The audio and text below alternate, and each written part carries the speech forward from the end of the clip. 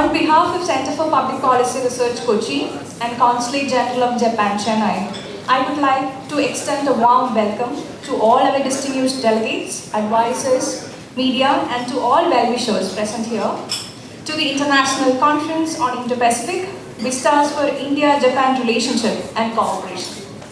We are proud to be collaborating with the Consulate General of Japan in Chennai for the second time. The first time being in 2019, right before the pandemic. The people of India and Japan are guided by common cultural traditions, including the shared heritage of Buddhism, and they share a strong commitment to the ideals of democracy, tolerance, pluralism, and open societies. The relationship between India and Japan strengthened following the official visit of Prime Minister Yoshihiro Mori to India in August 2000, which culminated in PM Mori and Prime Minister Atal Bihari Vajpayee to establish a global partnership between Japan and India. This partnership was elevated during the leadership of Prime Minister Manmohan Singh and further upgraded to special strategic and global partnership under the strong partnership between Prime Minister Narendra Modi and his close friend, late Prime Minister Shinzo Abe.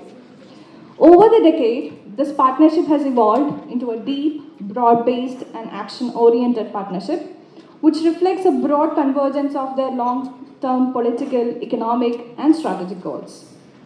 What makes this conference even more imperative and well-timed is the fact that the year 2022 marked the 70th anniversary of the establishment of diplomatic relations between Japan and India.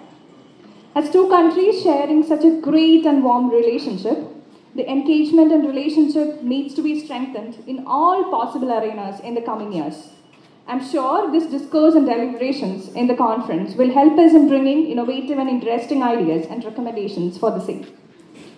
Now I invite Kenji Miyata-san, Deputy Consul General of Japan in Chennai, Dr. D. Dhanuraj, Chairman of Center for Public Policy Research, and Professor M.D. Nalapat, Honorary Director and UNESCO Peace Chair, Manipal University, to take the dais.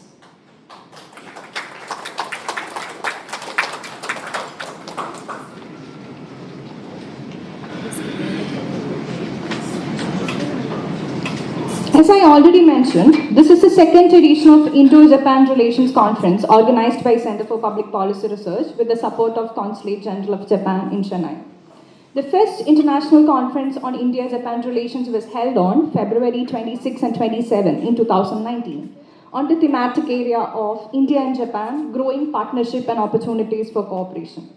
In the second edition of Indo-Japan Relations Conference, we have experts in geopolitics, foreign policy, mercantile, marine, technology, and climate change, discussing and deliberating on major five themes. The session 1 is on synergies between Indo-Pacific Oceans Initiative, Japan's Free and Open Indo-Pacific FOIP, ASEAN Outlook on Indo-Pacific AOIP. The second session will be on cooperation in emerging technologies, shipping and seaports.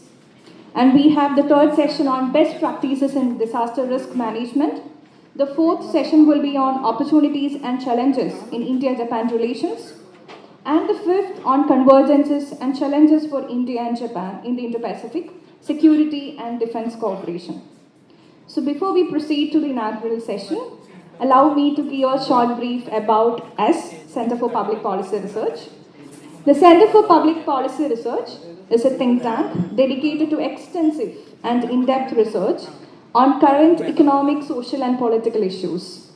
We strive to initiate policy changes by publishing our research and by framing policy debates and discussions on various subjects.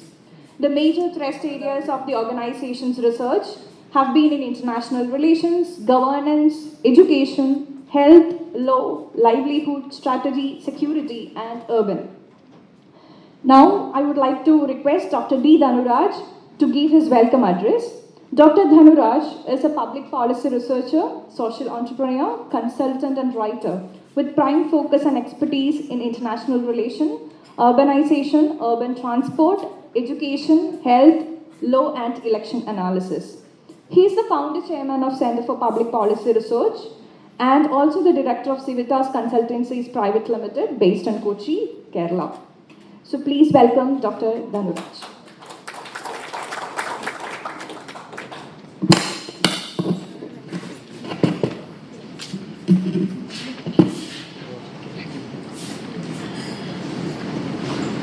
Distinguished guests on the dais, Professor M.T. Nalapad, Kenji Mayata-san, and distinguished guests of the dais, ladies and gentlemen, Namaskaram, Namaste, Konnichiwa, and a very good morning to all of you. India and Japan have a long history of friendship based on spiritual affinity as well as significant cultural and civilizational ties. The 21st century engagements between the two countries are relevant, historic, and significant not only to the region but for global peace and rule-based international order. In the last year, many significant developments showing growing confidence and partnership in many areas were very much visible. India and Japan had their maiden air exercise in January, and it was for the first time that Indian Air Force and Japanese Air Self-Defense Forces were holding a joint exercise. The exercise, Veer Guardian 2023, held at Hakuri Air Base, Japan, was preceded by Dharma Guardian 2022 between the two armies at Foreign Training Node, Belgaum in India.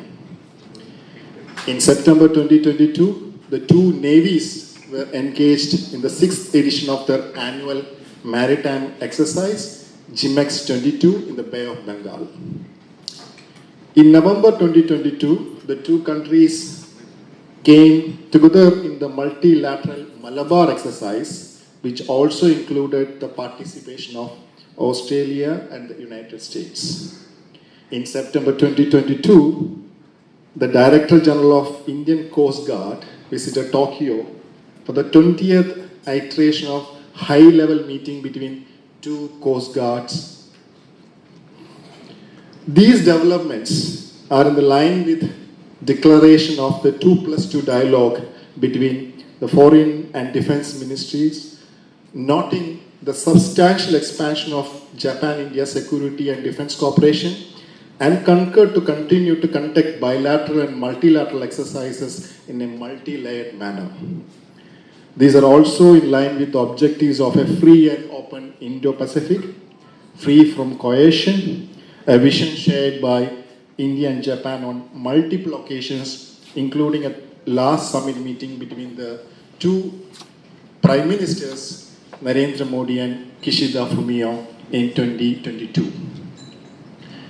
The two leaders in March 2022 stated that their economies will be driven by robust bilateral investments and trade flows through diversified, resilient, transparent, open, secure and predictable global supply chains that provide for economic security and prosperity of the people. This is the second time that Center for Public Policy Research is organizing an international conference on Indo-Japan relations. As Anu mentioned, the first conference was in 2019, and if you're organizing it for the second time, it shows the significance of the ongoing engagements between the Indian and Japanese scholars and think tanks in the emerging geopolitical order. On a side note, I believe if COVID-19 had not disrupted the world, we would have had the second conference much earlier. So it shows how important these engagements are for Japan and India. The dialogue between Japan, the third biggest economic power, and India, the third largest defense force, reiterates the late Prime Minister Abe's idea of a free and open Indo-Pacific. Strong, I quote late Prime Minister Shinzo Abe, strong India-Japan relation is a global common good because they share common values of commitment to democracy, openness, and rule of law. We have the esteemed presence of Professor Nalapad, Honorary Director and UNESCO Peace Chair at Manipal University, amongst us, who has graciously agreed to inaugurate this conference and deliver the keynote address. His experience as a globally renowned expert in security, policy, and international relations, including his services as an advisor to two serving Prime Ministers of India, means he is the deserving person to deliver the keynote speech at this conference. On behalf of CPPR, the Consulate General of Japan in Chennai, and everyone gathered here, I welcome you, sir, to this august gathering.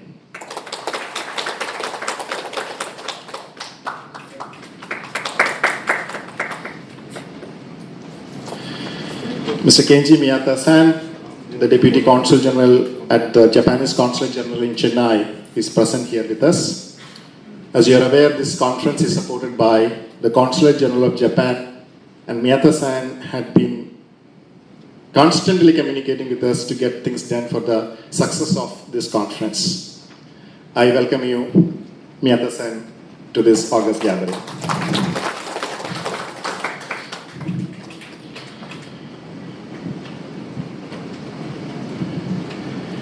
Since the last conference in 2019, we have witnessed the relationship between the two countries going from strength to strength.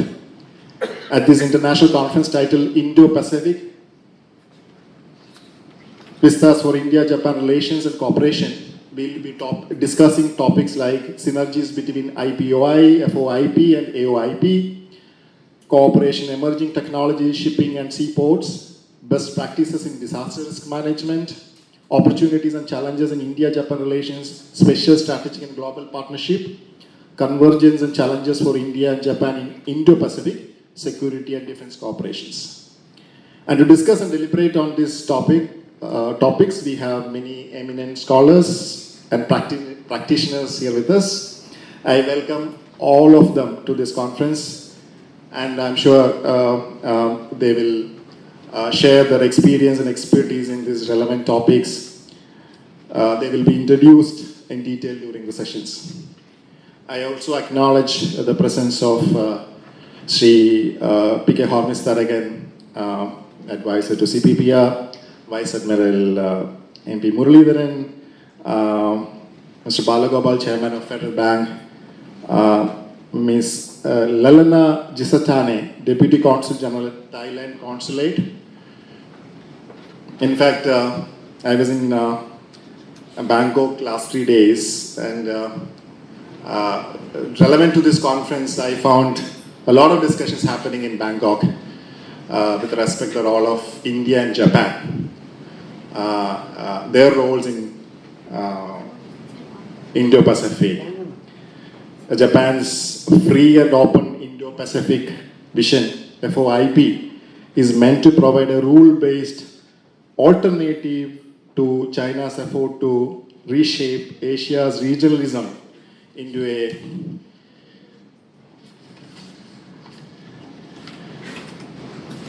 Sino-centric regional order with Beijing at its apex. But I heard in Bangkok, when I was meeting many professors attached to ASEAN Study Center and Asia Study Center, ASEAN finds Japan as an alternative. I also acknowledge the presence of Alex K. Nainan, Kerala Regional President of Seafood Exports Association of India. There are office bearers from Indo-Japan Chamber of Commerce, Kerala. I welcome all of you to this conference. I welcome all the participants and delegates attending this conference from different parts of India and from Japan. I'm happy to acknowledge that we have participants from Central University of Kerala, NG University, University of Kerala, Manipal Academy of Higher Education, Kochi University of Science and Technology, College of Ship Technology, Tata Institute of Social Science, to name a few from academia. I acknowledge the presence of Sri Muralidharan Nair, Dr. Lawrence Prapagar, Dr. Vijay Sakuja, Professor R.P. Pradhan here. Acknowledge your guidance and mentorship to the team CPPR and welcome you all to this conference. As Prime Minister Narendra Modi stated, I quote PM, progress, prosperity and partnership are at the core of India-Japan relations. Our special strategic and global partnership based on mutual trust and shared values. I hope this two-day conference will substantially contribute to the mutual respect and development of relations between our two countries, India and Japan. Thank you all, and I do hope all of you will have a great experience sharing and learning. Have a great time in Kochi and wish you a wonderful conference experience. Thank you.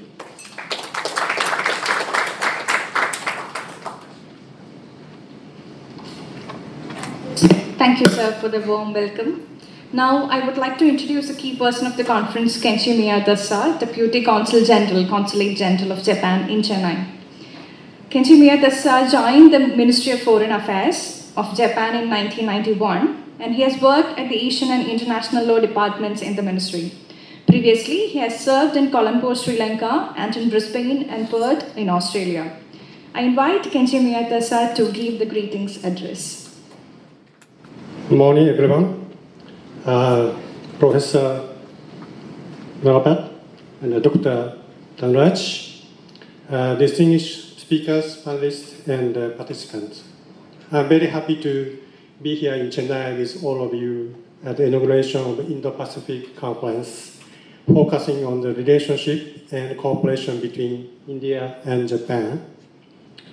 First, I would like to thank Dr. Dhanraj and his team for accepting our request and organizing this conference.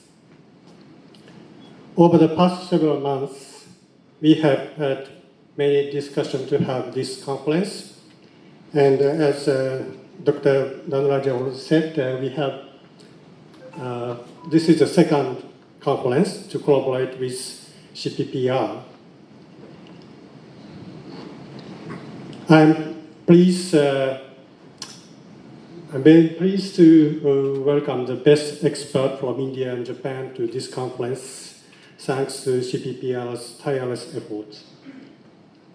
Especially, I appreciate participation of leading Japanese professors and experts in Indian affairs who traveled a long way from Japan to Kochi. The relationship between India and Japan has been growing closer and stronger over the past 70 years. And the collaboration between Japan and the United States, Australia, and India, so-called Quad, is also making progress. Last week, Australian Prime Minister visited India. Then next week, Japanese Prime Minister Kishida will also visit India to meet with Prime Minister Modi. India as a G20 chair and Japan as a G7 chairs are expected to play a leading role in the international arena. This conference is very timely for the further development of bilateral relations. It is important and necessary to discuss and share information on our future cooperation, not only in security and economic relations, but also in the wide range of fields, including disaster management, disaster prevention. I hope that we will be able to explore ways to further deepen our relationship, as well as to promote peace and stability in the world and the region. Let me conclude my remarks in thanking all of you once again for participation in this conference. Thank you.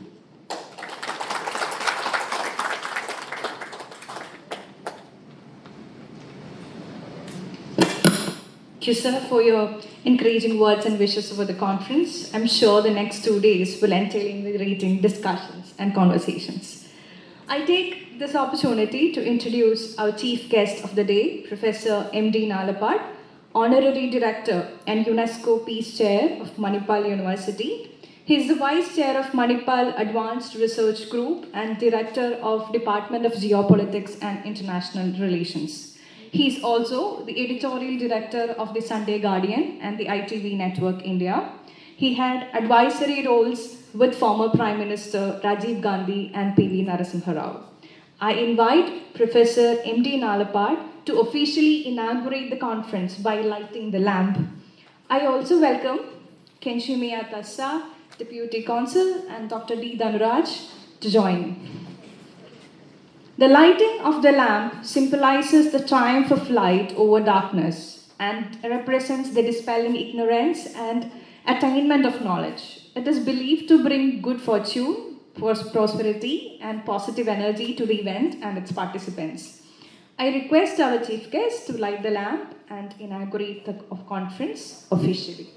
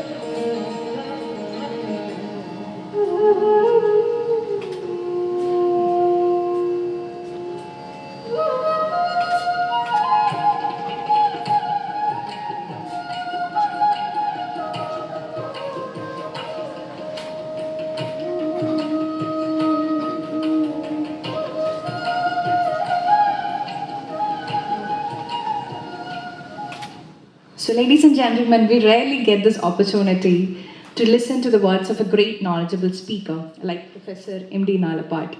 So, I welcome Professor Nalapad to give the keynote address.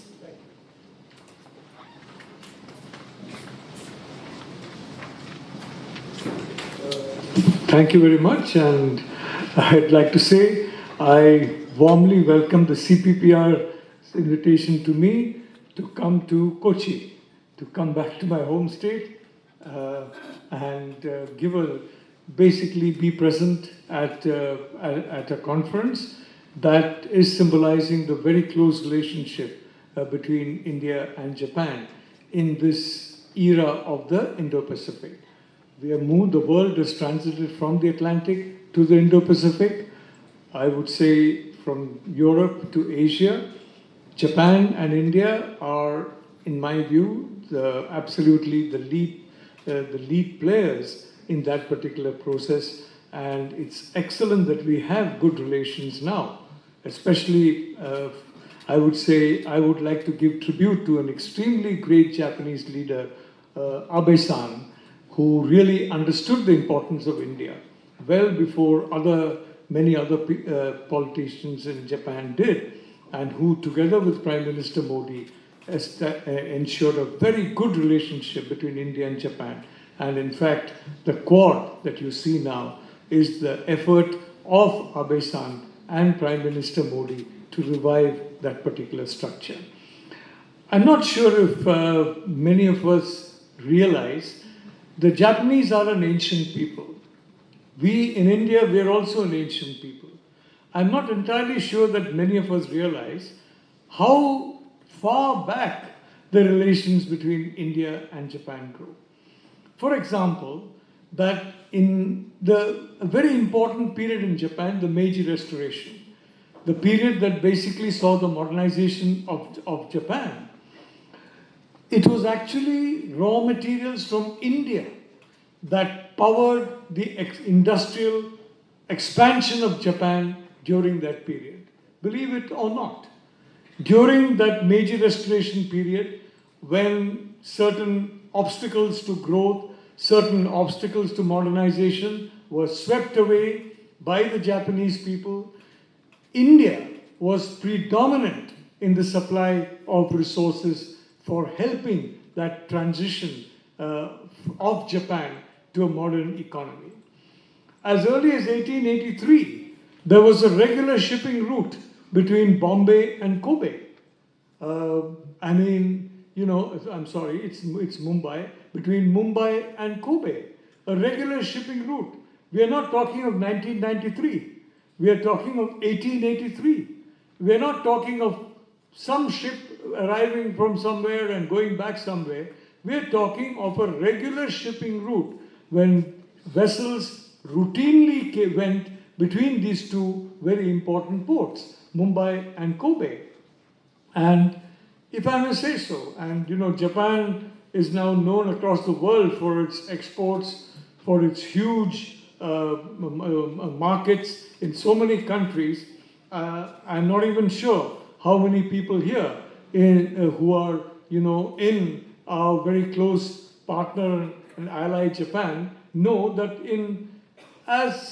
just about 100 years ago, 1915, the main export market of Japan was, guess what?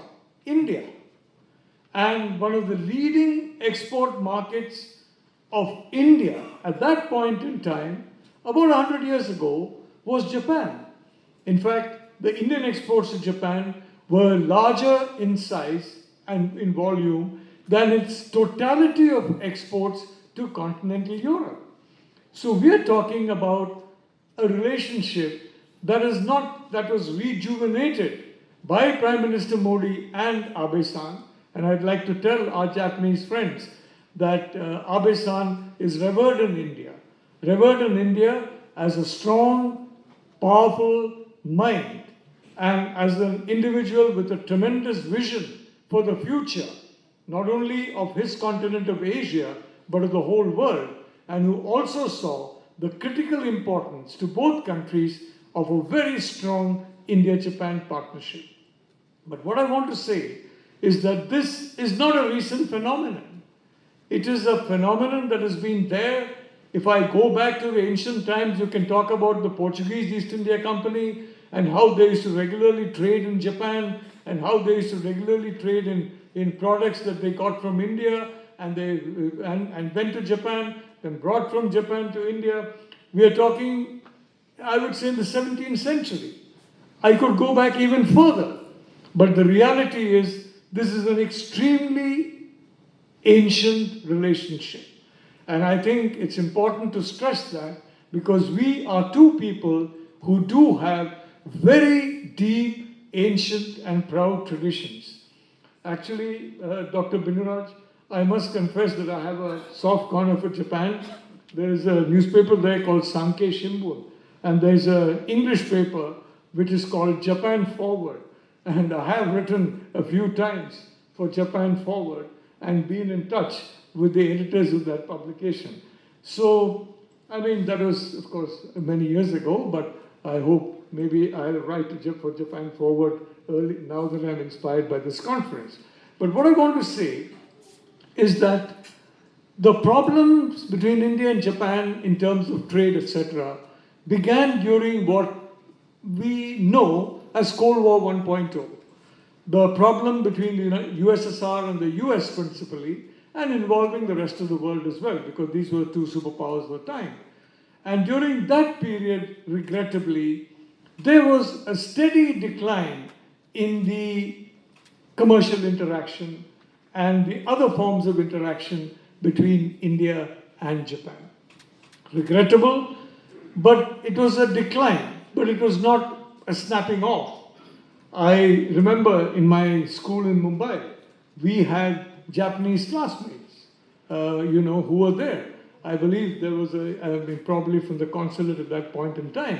So Japan and India have had this kind of relationship for the best part of this century and even going back previous centuries. Today, it's very important that we are talking about the Indo-Pacific, because the world has transited.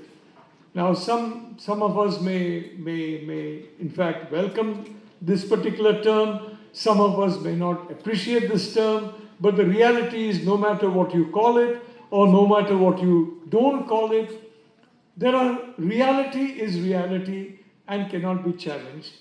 And the world today is in an era of what some define as Cold War 2.0, where you have China as the lead protagonist on the one hand, and other countries, major democracies, United States, India, Japan, major democracies and other major democracies are on the other. In this era, if I may say so, in this era of Cold War 2.0, it is absolutely a geopolitical imperative that India and Japan work closely together. We are doing that in the case of this quadrilateral security alliance dialogue, which, as I said, was rejuvenated by the two prime ministers, the inspiration of Shinzo Abe, taken up very strongly and energetically by Prime Minister Modi, and the Quad was rejuvenated, I think, into 2017. But I'd like to say that, what we are seeing today in terms of trade, for example, actually is much lower than the potential that is possible for trade between India and Japan. If I'm not mistaken, trade between India and Japan is far below our trade with China, with the United States, with possibly with ASEAN as well. It's far below what it should be in terms of the potential of trade, given that, as I've mentioned, in 1915, India was Japan's leading partner in trade, and India was the leading supplier. Japan was the leading buyer of resources from India. Given that, I think there's scope for a huge expansion in trade, much more than what is there today, and I'm quite certain that that kind of activity is taking place, not only in government, but in the private sector, in civil society, academic to academic exchanges, people to people exchanges, because after all, in a democracy, it's a lot more than G2G. If you're talking about a country like China, G2G is very important because the government has got so much control over the entirety of life in China. But if you're talking about India, you're talking about Japan, United States,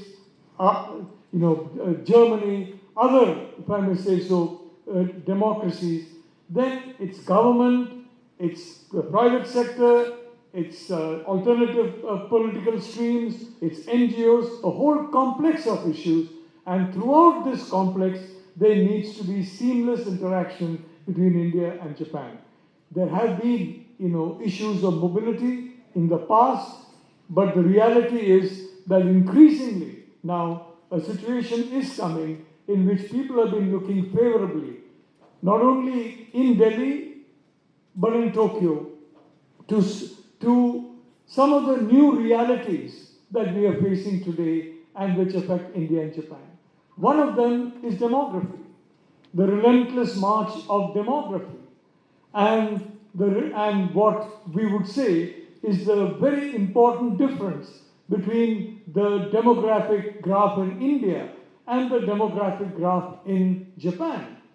And the possibility that the demographic graph in India may be of some benefit in ensuring that the Japanese utilize their full potential as an economy, as a country, as a technology, superpower. So that is one way in which, frankly, I think India and Japan can work together, and I'm very, very certain that just as mobility issues have become much easier for India in countries in Europe, in the United States, even in the UK, although the United States lately there were some problems between India and the United States in terms of people-to-people movement, in terms of visas. I think they were caused more by geopolitical factors than by the COVID pandemic. But that again, fortunately, is being rectified very soon. And I'm told that after a wait of 2 years, a US ambassador is finally coming to India who has the inestimable benefit of being a close personal friend of President Joe Biden. There are some issues in which some of us have been talking about for quite some time, because for me, I've been an admirer of Japanese literature, for example, of Japanese woodcuts, which you see, Japanese literature. I'm not an expert in any of these things, I could say, but Japanese opera, if you call it that, but in various other things. And I'd like to say that there is a problem in Japan, and that is a problem which is again caused by demography, which is the need for tremendous care of the elderly. Now, this can be done by robots, but the reality is robots don't have human feelings. And if you deal a lot with them, it does, in my view, affect human feelings. And I am among those who believe that empathy, the kind of feelings that a human being has for another, feelings of affinity, of love. I'm not talking of the other kind of feelings, but I'm talking about the desirable kind of feelings. That kind of empathy grows in an environment where there is people-to-people interaction, not people-to-machine, but people-to-people. And the value of that added empathy is something which we cannot calculate in rupees or yen or dollars or euro or anything. That value of human happiness, of human empathy, is frankly priceless. And in terms of elderly care, for example, I think the demographic dividend of India could be, in my view, used quite clearly. Some of us have been wondering why we didn't teach more of our people Portuguese. Because you have Brazil, and you have empty schools in Brazil, you have empty clinics in Brazil, you have all kinds of empty places in Brazil that need people. And if there were more knowledge of Portuguese, it could be that the demographic dividend that we have could have gone there. In a similar way, I am hopeful that just as we are emphasizing the study of languages like the French, German, other languages, Mandarin, I think it's important to emphasize the study of Japanese as well, because I foresee, as someone who has been studying trends, a tremendous, if I may say so, a tremendous coming together, congruence between India and Japan in several complementary sectors. I'm not just talking about elderly urban healthcare, but I'm also talking, for example, about the common values that India and Japan share. And, pardon me, Dr. Binuraj, because, being someone who has been lecturing to students, I'm very happy to see several of them here. And I hope they don't contradict me when I say it's been a wonderful experience and they've been wonderful people. But the fact is that, there is need for an Indo-Pacific Charter. We have had this Atlantic Charter, 1944. The Atlantic Charter has been superseded by the global reality of the Indo-Pacific. And there is need for an Indo-Pacific Charter. And in my opinion, Prime Minister Modi and Prime Minister Kishida can really, bring to light, just as we have lit that lamp of learning, of knowledge, just before we began this, a universal lamp of learning, universal across all regions, all faiths, all peoples. I think it's important for a new Indo-Pacific Charter to be designed, because this is clearly the Indo-Pacific century. And just as Abe-san and Prime Minister Modi invigorated the Quad, I do believe that Prime Minister Kishida and Prime Minister Modi could devote attention to an Indo-Pacific Charter. And what does that charter call for? That charter calls for nothing at all but a free, open and inclusive Indo-Pacific. An Indo-Pacific free of hegemony, if I must say so. Because society is horizontal, it's not vertical. You have a vertical society when you have people who consider themselves to be superior, in between, inferior, which is, or I'm sure that, there is some people who consider others inferior, some people who consider others superior. But the fact is, we are a horizontal society. We are all equal. Every human being has some special talents. Every human being has some specific faults. And looking at it from that point of view, we are all the same. Yeah. In other words, a society is, as my good friend Kanshi Ram used to say, it's not like this, it's like this. And I think Kanshi Ram ji was absolutely right. And I've been, my very, very, very dear friend Hormus Taragan knows that. I've been pushing for quite some time that he should be given the Bharat Ratna. And I'm really surprised that till now we have not given him the Bharat Ratna, because he is an individual who spent almost the whole of his life fighting for what he believed would be justice and equality. And what he believed was the right kind of society, which is a horizontal society. So in that common battle in the Indo-Pacific, India and Japan are together. We are together as squad partners. We are together in terms of a common ideology. We are together in terms of our common belief in democracy and our common belief that there should not be any kind of hegemonism or any kind of overlordship over any part of the world.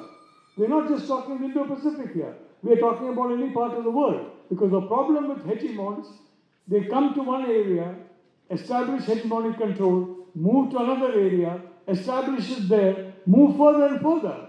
You have the South China Sea today, for example. About 83% of the South China Sea is today a Chinese lake. And it has happened over the last, I would say, 36, 37 years without any real action by the rest of the world. So small wonder that some people there believe that the Indo-Pacific also, maybe over the next 30 months or 30 years, should become a Chinese lake. Frankly, I don't think that is the way forward. I don't think certainly I hope nobody in India believes that the Indian Ocean belongs to India. It would be absurd.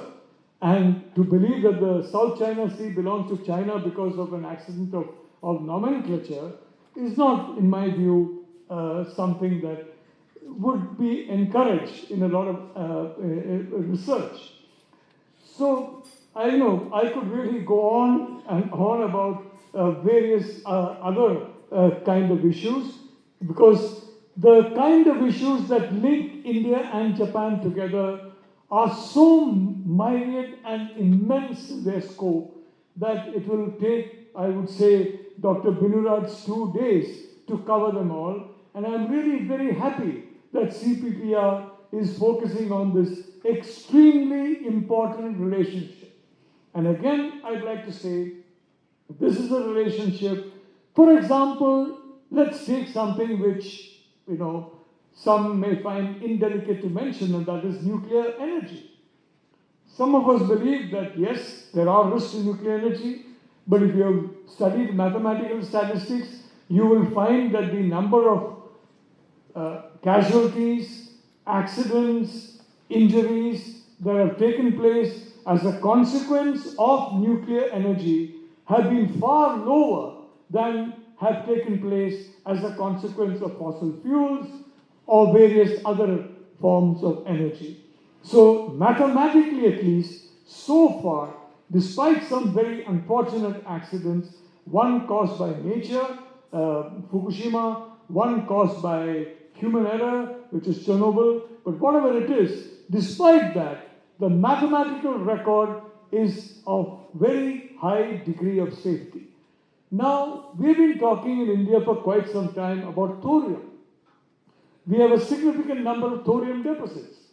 And we've been talking of fusion and so many other forms of nuclear power that will not involve nuclear waste of the toxic kind that is presently there. And I think India and Japan, we have together at least brains that are at least comparable to the best brains in other parts of the world. Now, I have long believed that if you put 2 and 2 together, and that 2 and 2 is a good match, it's not 4, it's 22.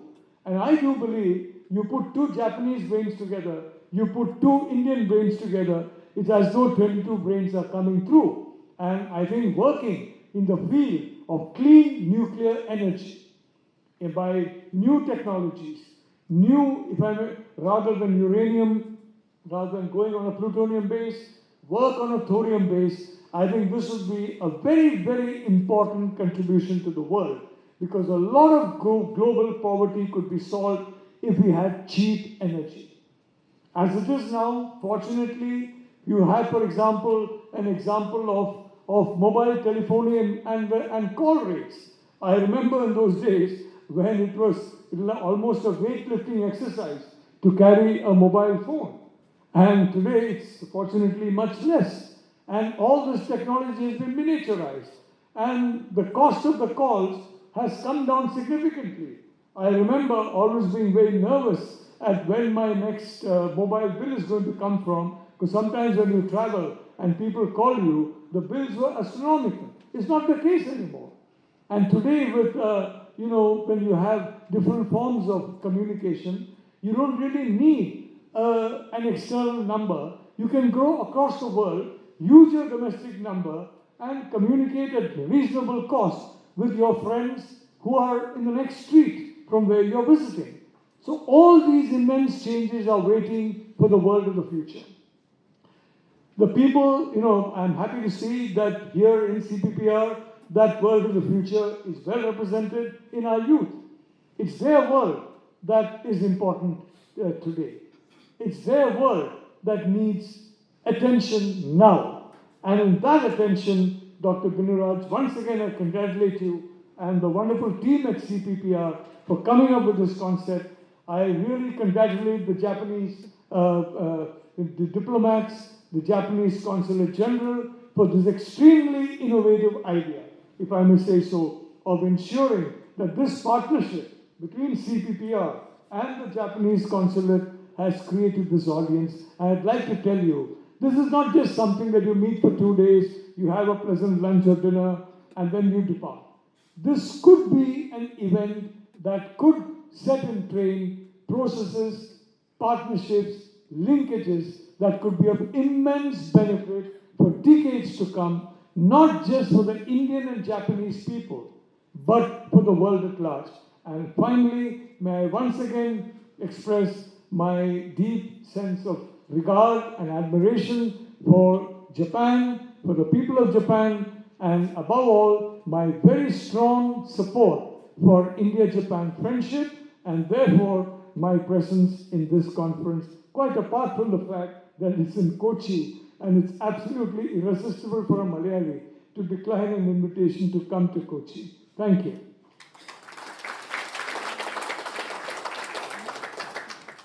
It gave a holistic picture of Indo-Japan relations, almost touching every aspect of the relationship. And I am sure it helped in setting the tone of the conference as well. And we look forward to hearing a lot more from you in the future events and continue to look for the exchange of ideas with you. So now I request Mr. P.K. Hormis-Serkin, sir, to come forward to present the token of appreciation to the distinguished dignitaries.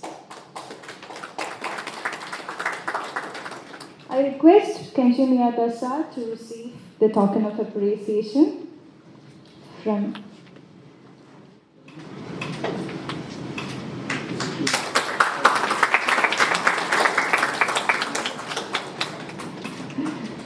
Now I request Professor M.D. Nalapar to receive the token of appreciation from Hormis-Serkin.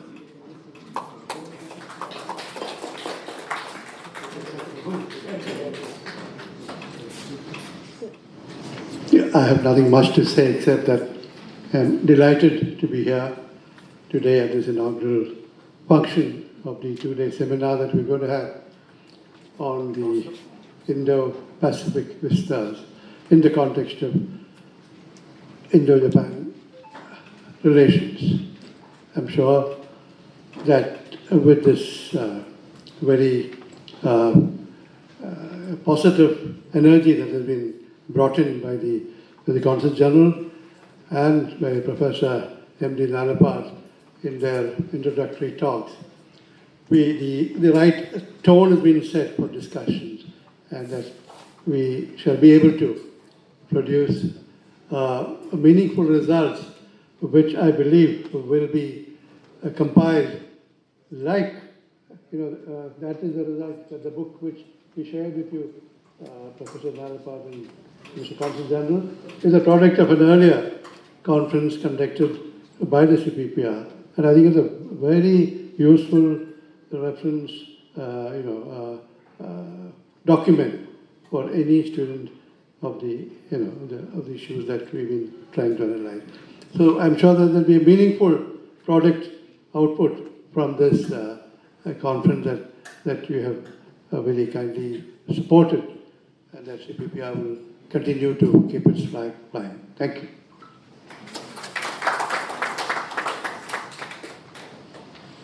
Thank you, sir. Now I request Dr. Anthony Dosen to propose the vote of thanks. He is the founder trustee of CPPR and also teaches international relations at Maharajas College, Ernakulam. Please, sir. Good afternoon to all. Distinguished guests on and off the dais, ladies and gentlemen. It's my honor and privilege to propose the vote of thanks on the special occasion of the second international conference on Indo-Japan relations, titled Indo-Pacific Vistas for India-Japan Relationship and Cooperation, organized by Center for Public Policy Research with the support of the Consulate General of Japan in Chennai. Today, when we look at it, both India and Japan share a global vision of peace, stability, and shared prosperity based on sustainable development, shared democratic values, and commitment to human rights, plus pluralism, open society, the rule of law, which underpin the global partnership between the two countries.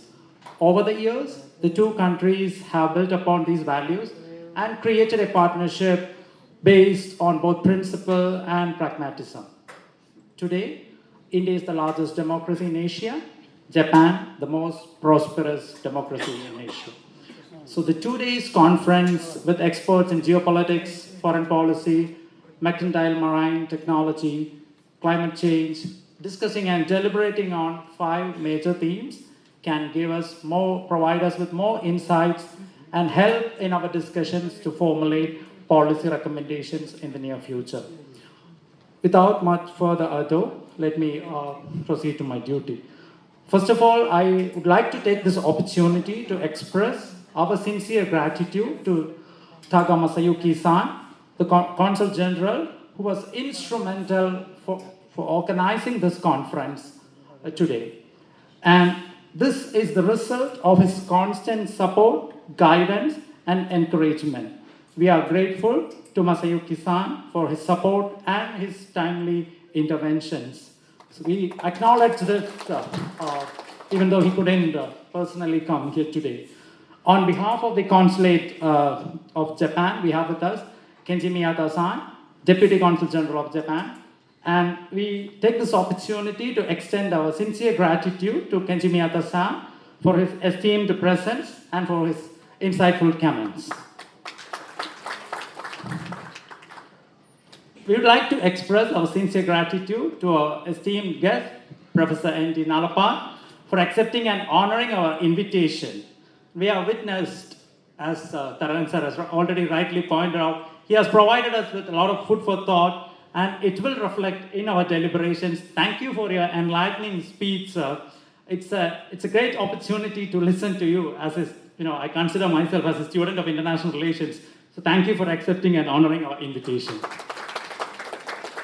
Our invited speakers from Japan and India, they are here, and other delegates and participants who accepted our invitation.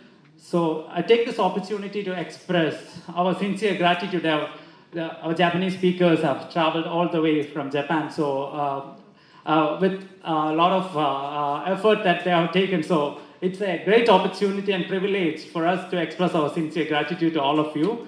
Thank you, one and all. Also, our friends from media who are here and other invited participants, our advisors, everyone is here. So thank you very much for making this happen today after a long time that we have been able to meet offline for an event like this. Thank you for this opportunity and enjoy the 2 days conversation here. Thank you.